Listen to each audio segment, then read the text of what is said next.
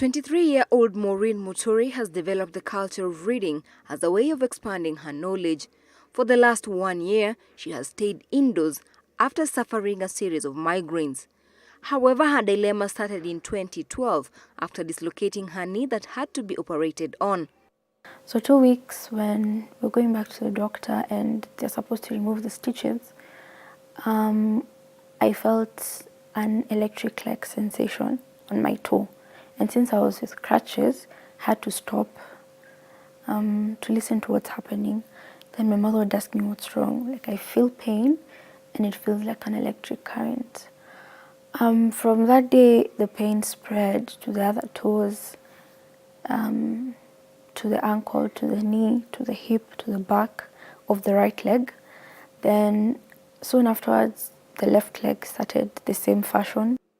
In order to relieve the pain, she was given a concoction of painkillers. Nothing though seemed to work.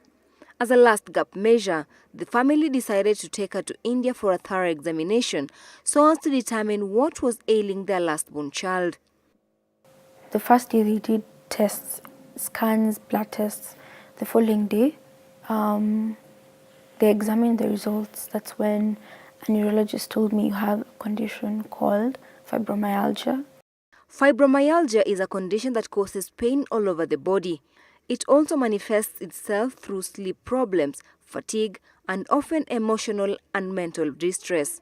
People living with fibromyalgia may be more sensitive to pain. This is referred to as abnormal pain perception processing. This pain results from issues with the spinal cord and the brain, which perceives things that should not be pain within your body, but perceives it as pain. So even sometimes a little pressure, which it should not be painful and should be felt as pressure, but the nervous system perceives it as pain. So these patients have lots of pain. The third-year social science student at the Catholic University has had to defer her studies and concentrate on her treatment, which has been emotionally draining for her guardians. Most of the time, let me say, with her in the house, at times, she's not even able to go to the washrooms, so I have to help her.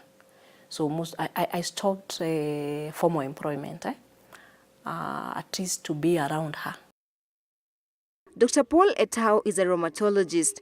He says that although the condition is rare, 1 in every 10 patients admitted at the Kenyatta National Hospital due to chronic pain-related illnesses are suffering from fibro. In people who came to the hospital for other diseases, when they were assessed using the tool to make the diagnosis, more than 10% were found to have fibromyalgia.